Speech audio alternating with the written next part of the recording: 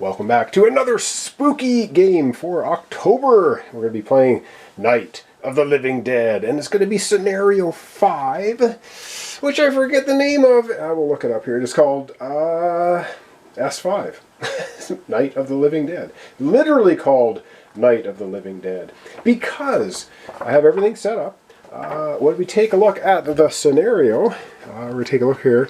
Plot twist number 1. The plan failed, the car exploded, and the gas pump could not be used anymore. The survivors have no choice but to get back to the house and defend themselves until dawn or until death, whatever comes first. Victory relies on their ability to trust each other, find the best weapons, and overcome their worst fears. Alright, so yes, this is, we have done the first 4 scenarios on my channel already, and now we're on to 5.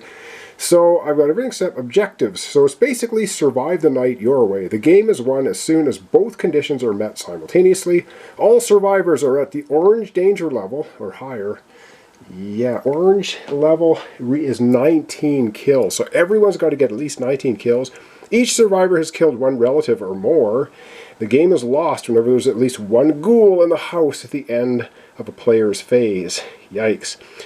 Special rules set up. Survivors start in Romero mode with their Romero ID facing up. So that's not any different than normal. And then the old trusting each other. Any survivor giving the Winchester 94 starting equipment to another survivor will reorganize trade with a reorganized trade action, and they switch to Zombicide mode, which is an odd mechanic, but that's how it works in this game. Equipment stashes. The melee and ranged equipment decks can only be searched in the designated zones only while in Zombicide mode. So the 2 zones are the upstairs for ranged weapons and the shed on the side of the house, or the root cellar. I'm not sure what that's supposed to be. Anyway, it's on the side of the house here. So basically, we're searching for melee weapons in this room. And when we go up the stairs, the stairs are not blockaded anymore. It's just you can go from this room right upstairs. You search for the ranged weapons there in Zombicide mode. And with that, I don't think we're going to go through everyone's character. I'll just take a quick snapshot of it so you know what's going on with each character. And then I think we're just going to get into the first turn. Alright, so 50,000 feet on all 6 of our characters. So we got Ben with the tire iron. Rolls a die, hits on a 4+. And this is his Zombicide mode. Romero mode's on the board in gray. Their Zombicide figures are the orange color. Then we have Tom. He's got a claw hammer. Rolls a 1, hits on a 4. One die hits on a 4+. Same as the crowbar. And Judy's got a table leg. Rolls 1 die, hits on a 4+. Combine the table leg with some flammable fluid and you got yourself a torch, which is actually better. And a crowbar for Harry. Rolls 1 die, hits on a 4+. Does 2 damage a hit though, unlike the hammer and tire iron. Can take fatties down with this guy. And Barbara's got the Winchester to start with. And she also gets a table leg. And then Helen's got a table leg as well. And I use these dice to put on the player's character, so I know which one went because they can go in any order. And with that, let's get to the board. We have 4 spawn points on the board. We basically just need to survive the night somehow and not let any of the ghouls into the house at the end of the player's turn. Alright, let's get to the main board and have the first turn. Alright, so we start here behind a closed door. The entire house is barricaded. There are no zombies currently, but they are on the way. I guarantee it. Alright, we're going to start with Barbara because she has the Winchester 94. And she's just going to, for her first action, everyone gets 3 actions. For her first exciting action, she is just going to hand off the Winchester 94 to Helen. There you go, Helen. Have a Winchester 94. And by doing that, she slips right into Zombicide mode from Romero mode. So we flip her card over. This gets a little finicky, but it's okay. So she is now in the color version, so her Romero side is this. And now she's actually got the slippery ability because you start with the very first ability. That was her first action. She's got 2 actions left. And for her 2 actions left, she's going to go try and find a nice ranged weapon. So her second action will be moving here, and her third action will be walking upstairs. She's in Zombicide mode. She'll be able to search next time. Won't be able to do it this time. Alright, that was Barbara taking her turn, and let's figure out who's going next. Yes, you can see the, it's called Pass the Winchester game. Helen is going to take the Winchester 94 and say, "Gee, Judy, why don't you hang on to this for a while?" Flipping her into her Zombicide mode. I know, silly mechanics. That's the way it works. And when a relative shows up, everyone loses their Zombicide mode and goes back to Romero. Alright, so what happens to her when she goes to Zombicide mode? She gets what? +1 free search action. So that's actually pretty good because she's got 2 actions left. So let's have her take her next 2 actions. And she's in Zombicide mode. And this actually works out well for for Helen. She's going to go 1 into the kitchen area, and then 2 into the back storage area. And she has a free search, so she can now, she's in Zombicide mode, so she can search melee weapons. And she gets something, she digs around there, and she finds a chainsaw. Oh yeah, 5 dice, hits on a 5+. Does 2 damage a hit. Oh man, she's gearing up to take out some zombies with, of course, a chainsaw. Why wouldn't she? Okay, that was Helen going. Let's figure out who's going next. It's probably going to be the person with the Winchester 94, isn't it? Yes, it comes to no shock to anyone that it is Judy up next, who, of course, has the Winchester 94. And she's going to be going and tossing it off to Harry. "Hey, Harry, you want this Winchester 94? And he's like, "Well, of course I do." Which means Judy now flips to her Zombicide side.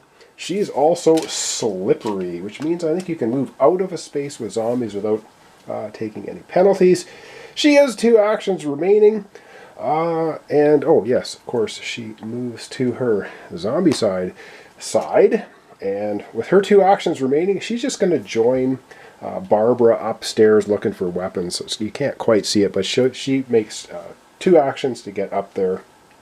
Good to go. All right, who's up next? Oh yes, it's going rapidly around the corners. All right, Harry's like, "What do I want this thing for?" And he hands it off to Tom. So he's giving it to Tom, which means, yeah, you know the drill. He turns into Zombicide mode from Romero mode. And his is Taunt. He can call zombies to his location because he's that kind of guy. 2 actions remaining. He's also heading over to look for some kind of melee weapon. Alright, he doesn't have the free search action, but he's going to go 1-2 and join Helen in the little storeroom there and see if he can find a melee weapon that is going to be better for him than the crowbar. Alright, up next, yeah, we're going to have Tom going because he's got the Winchester 94. And what a surprise! He will be handing the Winchester 94 over to Ben. Okay, Ben, there you go. And that now puts Tom into the Zombicide mode, and his ability is Shove. He can shove zombies out of his space into an adjacent space. 2 actions remaining. He wants a gun. So, yep.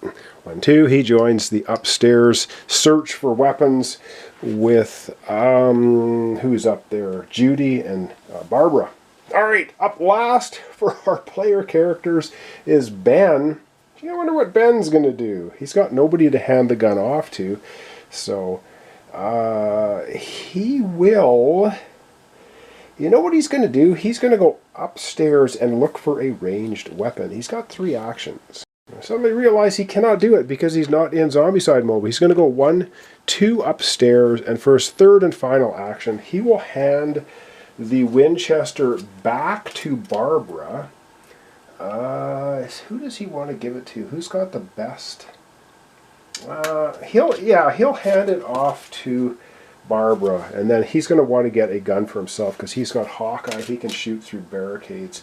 And yes, he goes to his Zombicide mode, which means everybody now is in Zombicide mode. What a shocker. Like I said, weird mechanic in the game, but that's how it works. Alright, it is now time for the, I keep calling them zombies, because it's Zombicide mode. Shouldn't it be Ghoulicide mode? Because these are supposed to be ghouls, not zombies. But anyhow, it's a Zombicide game. So we're going to start spawning. Now there's a white spawn point up in this corner. That's supposed to be the very first spawn point. So we'll go start up there and we'll go clockwise around the 4 spawn points and find out what we have showing up. Alright, it's spawn point number 1. I'm going to take the spawn deck. We're going to shuffle it so you don't think I've cooked it. Which I never cook these decks. I never cook my dice roll because you can tell if you've ever watched a Baldrick's Bumbling Band Zombicide on my channel. Yeah, then you know all about my fantastic dice rolling skills. I think I have card drawing skills a little bit better than dice rolling, but marginally. Alright, the first spawn is going to be one breaker. Oh boy, these guys come out and they smash open barricades. Not good. Not good at all. So we're going to take a breaker. And he's showing up there. Alright, second spawn point down below.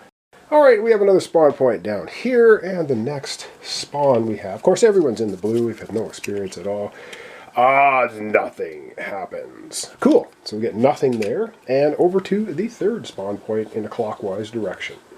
Alright, and our third spawn point in the blue, of course, is going to start out slow and then it's going to get crazy. Nothing. No relatives. Whew, good, good. Everyone stays in Zombicide mode. And our final spawn point at the top of the board. And our final spawn point in the blue is going to be... Oh, what? 3 fatties. Wow. Okay, that's a bit crazy. These guys, of course, take 2 damage to hit to kill 3 of them. Wow. Now, they can't break down doors or barricades. So there we go. Alright, and I am going to leave it off there. We're just going to do 1 turn an episode. So everyone is in Zombicide mode, which is so good. And everyone's in a location where they can search for weapons. We do have to survive the night, though. So we're going to have to gear up pretty heavily with whatever we can get, shotguns and chainsaws and you name it, and survive the night. And we're going to back the camera out and wrap it up for today. Alright, well that's going to wrap up our introduction playthrough of the Scenario 5 Night of the Living Dead. And they are coming. They're coming slowly, but they're going to ramp up and come. We got to gear up and protect the house at all costs. And things are going to get ugly for sure. Now we all have to get to the orange zone, which is 19. So every single one of our survivors has to have 19 zombie kills. And every one of them also has to take down a relative. And we have to have no ghouls in the house at the end of the player's turn. Wow, this is going to be a tough one. It's probably going to be a few episodes as well. But I don't know. It's Halloween month, so we're getting into some ghoul/zombie action. Some more of it. I have a lot of zombie games, but that's fine. So thanks so much for watching along. Thanks for your comments, subscriptions, and likes. This is Night of the Living Dead. It's Scenario 5, strangely titled Night of the Living Dead. So there we go. Thanks so much, and I hope to see you tomorrow for the continuation.